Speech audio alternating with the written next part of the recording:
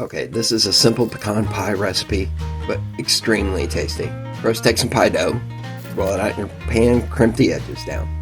Grab a bowl, at least a quart. Crack 3 eggs into it, slightly beat them. Next, blending as we go, we add 1 cup of sugar, half teaspoon of salt, 2 tablespoons of butter, melted, 1 teaspoon of vanilla, and 1 cup of Caro syrup, dark.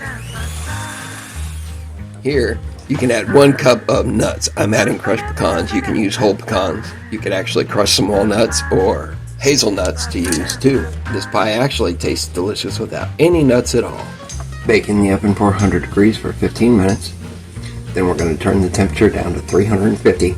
Continue baking for 35 more minutes. Let this set on the counter for about an hour and we'll put it in the fridge to cool. Little jiggle. Well, no, that's okay.